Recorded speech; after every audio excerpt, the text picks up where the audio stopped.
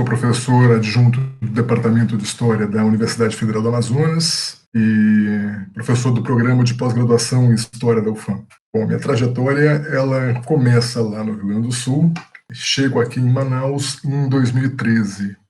Então, uma trajetória que aqui no estado do Amazonas vai completar 8 anos. E nesses 8 anos, muita coisa mudou na minha vida pessoal e na minha vida como pesquisador. No Rio Grande do Sul, eu desenvolvi pesquisas na graduação, no mestrado e no doutorado, com temáticas relacionadas à Primeira República e à história do trabalho. Então, pesquisei as relações entre o Estado positivista, no Rio Grande do Sul, e o movimento operário, com foco sobre o positivismo e a questão social no mestrado, e com o foco nas relações entre patronato, Estado e os trabalhadores organizados durante o doutorado. Então, a minha trajetória como pesquisador era um historiador do campo da história do trabalho, que dialogava com os trabalhadores, a relação dos trabalhadores com o Estado, o recurso às greves, as estratégias dos trabalhadores e as identidades desses trabalhadores. E ao chegar no estado do Amazonas, eu tive que me encontrar como pesquisador. A primeira coisa que eu pensei aqui foi continuar fazendo o que eu já vinha fazendo no Rio Grande do Sul. Aprovei um projeto no CNPq, um projeto que tinha por objetivo fazer uma história comparada entre os trabalhadores do Rio Grande do Sul e os trabalhadores do Amazonas durante a Primeira República. Desenvolvi a pesquisa, mas naquele momento não estava me agradando com os resultados. Até porque aqui no estado do Amazonas tem um campo muito desenvolvido sobre a história do trabalho, professor Luiz Balcar Pinheiro, professora Maria Luísa Pinheiro, e eu estava meio que entrando no terreno deles. Então, aquilo que eu vinha fazendo no Rio Grande do Sul, aqui no Amazonas, não estava me agradando. Eu tinha que buscar uma alternativa em relação a isso. Paralelamente, eu passo a ministrar as disciplinas de História do Brasil 4, História do Brasil do pós-30, e passo a tentar me encontrar como pesquisador da Amazônia nesse recorte. E aí passo a me interessar pela figura de um político do Partido Trabalhista Brasileiro, que foi cassado aqui no estado do Amazonas como governador durante o golpe de 64, que é Plínio Ramos Coelho. Então, ao chegar aqui e ao tentar me encontrar como pesquisador, me deparei com a figura do Plínio Ramos Coelho, que é uma figura que é bastante interessante e muito importante neste contexto da experiência democrática brasileira, do pós-45, principalmente a partir de 54. Nós temos aqui no Amazonas, neste período, a hegemonia do Partido Trabalhista Brasileiro, que elege 3 mandatos consecutivos. 54, Plínio Ramos Coelho, 58, Gilberto Mestrinho, e 62, novamente, Plínio Ramos Coelho, que tem o seu mandato cassado durante a ditadura militar em junho de 64. É preso, sofre uma série de perseguições e retoma ao PTB em 79. Então é uma figura que é bastante interessante. Eu começo a me debruçar sobre a figura do Plínio Ramos Coelho, tentando compreender o significado dele e tentando compreender os motivos do golpe de 64 no estado do Amazonas. Porque além das questões nacionais, além do fato de Plínio Ramos Coelho ser do PTB, havia uma série de questões locais e de disputas locais que interferiram de forma significativa no processo de deposição de Plínio Ramos Coelho. Então eu entro na história do Amazonas, eu começo a me encontrar como pesquisador da Amazônia neste período, tentando entender o golpe de 64 no estado do Amazonas a partir da figura de Plínio Ramos Coelho. E a partir daí eu consigo desenvolver uma série de pesquisas que vão desde esse momento imediatamente anterior ao golpe de 64 e avançando um pouquinho durante o golpe. Então, acabo pesquisando uma tentativa de guerrilha que ocorre no estado do Amazonas em 1967, e uma série de outras questões que vêm sendo abordadas e orientado trabalhos. Ao me encontrar como pesquisador da história da Amazônia, neste recorte, o recorte do golpe de 64 e imediatamente anterior e posterior ao golpe, eu passo a orientar uma série de trabalhos. Trabalhos de PIBIC, trabalhos de mestrado, trabalhos de doutorado, e começa a se criar um grupo de pesquisadores que estão trabalhando aqui no estado do Amazonas com a temática. E em 2017 a gente cria um laboratório que tinha por objetivo inicial congregar os pesquisadores do estado do Amazonas, mas que também dialogava com pesquisadores de outros estados amazônicos que trabalhavam sobre a ditadura militar e o golpe de 64. E é nesse contexto que surge, na época, o Laboratório de Estudos sobre Trabalho e Ditadura, que é o LETRAD, que mais tarde vai mudar de nome, né? E aí acho que depois a gente fala um pouquinho sobre isso. Então, a minha trajetória como pesquisador no estado do Amazonas e como pesquisador, né, sobre a ditadura militar, né, ela acaba sendo uma trajetória meio cheia de curvas, né? Um historiador que pesquisava história do trabalho no Rio Grande do Sul na Primeira República, me torna um pesquisador do campo da história política no Amazonas sobre a ditadura militar. E aí, no ano de 2020, a gente convida alguns colegas para ingressar no laboratório. Então, entra no laboratório o professor Davi Avelino Leal, o professor Anderson Vieira Moura, que já pertencia ao laboratório. Eles trazem os seus orientandos, e aí a gente acaba tendo a necessidade de reformular o escopo do laboratório e ampliar esta abrangência.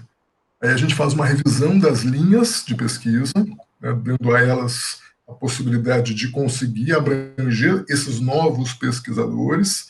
Nós criamos uma quarta linha, eram 3 linhas, hoje são 4, uma linha voltada para a questão do indigenismo, e reformulamos o nome do laboratório. Então, hoje o laboratório se chama Labutan, é Laboratório de Estudos sobre História Política e do Trabalho na Amazônia. E aí a gente consegue ampliar o laboratório. Hoje nós temos um número maior de membros ativos que participam, né? E desenvolvemos uma série de projetos, né? Então, são projetos que convidamos pesquisadores que trabalham com temáticas próximas às que trabalhamos para apresentar nas redes do laboratório. Esse laboratório, desde 2017, tem constantemente publicado livros. Então, nós publicamos um primeiro livro em 2017, que é o Trabalho e Trabalhadores na Amazônia, uma história em construção, publicado pela EDUA, que é a editora da Universidade aqui do Amazonas, né? Depois publicamos um segundo livro, que é História, Trabalho e Cidadania na Amazônia, que foi pela CRV. E agora estamos com um terceiro livro na editora, que é a Editora Valer, que deve sair agora nos próximos dias, cujo título é Amazônia Republicana, Poder, Política e Trabalho. Então, que une textos não apenas dos membros do laboratório, mas de colaboradores de outros estados. Esses 2 primeiros livros que eu mencionei trazem autores de outros, o Thiago Broni de Mesquita, o Sidney Lobato, o Adalberto Paz, ambos do Amapá, o professor Jaci, lá de Roraima, né?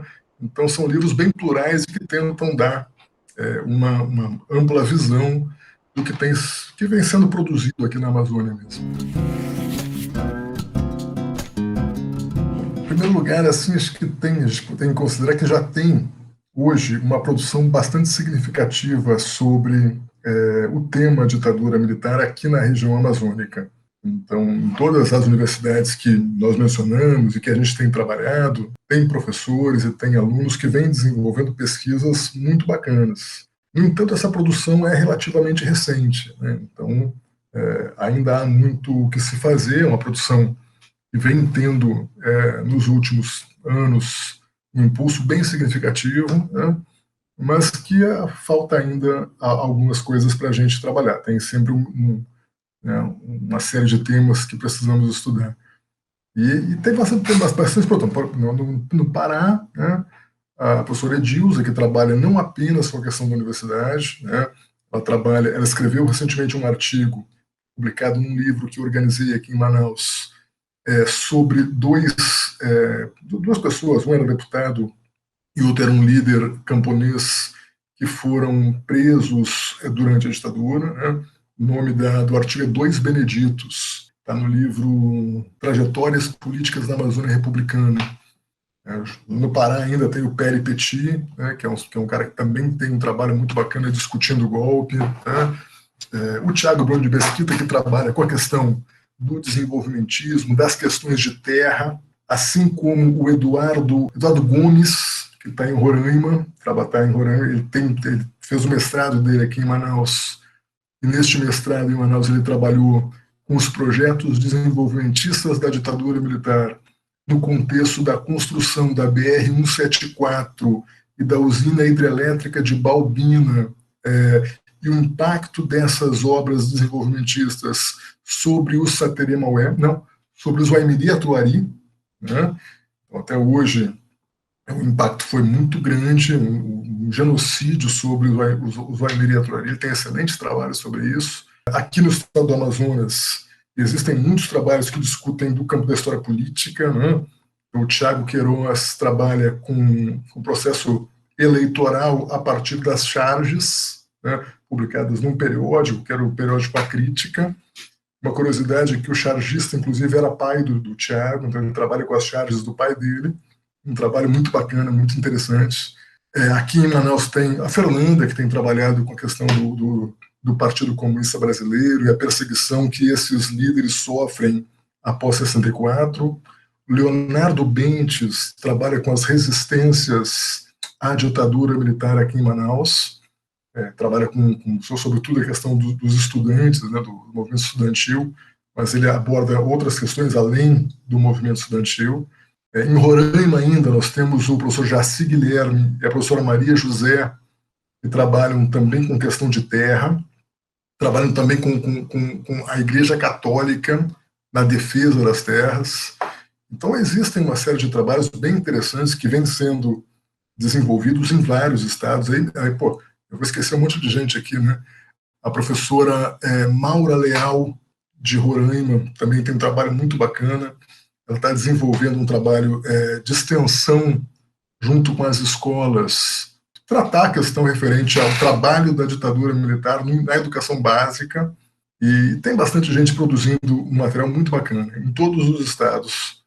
Eu tenho certeza que eu esqueci alguém, tá? Mas, o pessoal me desculpa aí. De alguém que sai do Rio Grande do Sul e vem para a Amazônia, para o estado do Amazonas em especial, o que me parece bastante perceptível é uma certa invisibilização dos efeitos da ditadura na região e particularmente no estado do Amazonas. É muito comum a gente escutar o discurso de que aqui não houve ditadura, de que os braços da ditadura foram mais pesados nos grandes centros e que aqui foi mais leve. Acaba se omitindo uma série de questões que são fundamentais para a gente pensar. Os impactos da ditadura militar na região amazônica foram seríssimos. Os impactos ambientais, impactos sobre a população indígena, o genocídio sobre populações inteiras de indígenas, a partir dessas obras que tinham o objetivo fundamental de exterminar declaradamente, clássica aquela declaração do Maurício Rangel, que dizia que isso na década de 70, né, em 20 anos não haverá mais índios, porque eles estarão incorporados à civilização. Então era esse o objetivo declarado da ditadura, ocupar a região amazônica, um discurso que, ironicamente, é retomado hoje em dia, que é o discurso de ocupar a região para evitar a cobiça internacional, para evitar que a região amazônica, a nossa terra, seja tomada pelos estrangeiros, né? Então havia um discurso de tomada da Amazônia. Isso é, por vezes, esquecido, invisibilizado. O impacto desses projetos sobre as populações indígenas não é trabalhado de forma adequada. As pessoas ignoram, né, fora da academia principalmente, né, esses impactos. Então, isso é muito necessário que nós como historiadores, e que nós como historiadores da Amazônia, consigamos demonstrar com as nossas pesquisas que a região amazônica sofreu um violento impacto dessa ditadura. Me referi aqui à questão do impacto ambiental, me referi aqui à questão do impacto sobre as populações indígenas e ribeirinhas, mas nas cidades também houve uma violenta repressão. Eu tenho trabalhado aqui também com sindicatos, então fiz uma pesquisa sobre os sindicatos organizados na Casa do Trabalhador do Amazonas, e que em 64, boa parte desses sindicatos sofreu forte intervenção. Boa parte das lideranças desses sindicatos, Fábio Lucena, bancário, Avis Valente, gráfico, Luiz Barros de Santana, sapateiro, Antogildo Pascoal Viana, que foi um sindicalista do Sindicato dos Estivadores aqui do Amazonas, que depois foi para a Federação dos Estivadores e foi uma das primeiras vítimas do golpe de 64, né, sendo suicidado, né, ao ser jogado de uma janela do prédio do IAPTEC. Então, esse discurso que, por vezes, invisibiliza os efeitos da ditadura militar sobre a região amazônica, os efeitos da ditadura militar sobre o estado do Amazonas, tentando passar o argumento de que aqui, por ter sido mais distante dos grandes centros urbanos, a ditadura teria sido mais leve, isso não se justifica com a pesquisa. Logo com o golpe de 64, a primeira lista do AI-5 tinha políticos amazonenses, Gilberto Mestrinho, o Almino Afonso, que tinha sido ministro do Trabalho do João Goulart, estavam na primeira lista. Aqui no estado do Amazonas, Plínio Ramos Coelho, o governador, foi deposto. O Arlindo Porto foi o primeiro deputado estadual deposto no país. A Câmara dos Vereadores sofreu uma limpa. Antes mesmo da prisão do Plínio Ramos Coelho, foram feitas uma série de auditorias para fazer aquela operação limpeza nos órgãos públicos. Então, houve sim uma violenta repressão sobre sindicatos, sobre associações estudantis, e isso tem que ser pesquisado. Iniciativas como a da história da ditadura, né, são fundamentais para que isso possa aparecer e ser lido por pessoas e assistido por outras tantas, né? E acho fundamental que a gente continue esse trabalho de pesquisa que já vem sendo desenvolvido, né? Como eu mencionei antes, temos muitos pesquisadores que vêm desenvolvendo trabalhos sensacionais, assim. Eu esqueci um tanto, né? A censura, né? Vários jornais foram fechados aqui no Amazonas. Em 64, alguns meses depois da prisão do governador, foi fechado o Gazeta e o Trabalhista, 2 jornais. Foi preso o presidente da Associação dos Jornalistas, Associação Amazonense de Imprensa. Mais tarde, uma revista, que era uma revista que falava de cinema, o Cinéfilo, foi fechada também pela ditadura militar. E tem trabalhos que trabalham com isso, que vêm pesquisando isso, né? O trabalho da Jandira Magalhães, da Maria Paula Ribeiro Pinheiro e da Gláucia de Almeida Campos, que trabalhou com essa revista Cinéfilo, né? Então tem trabalhos muito bacanas, quizá tenham mais e que a gente consiga cada vez mais fazer avançar esse campo de pesquisas aqui no estado.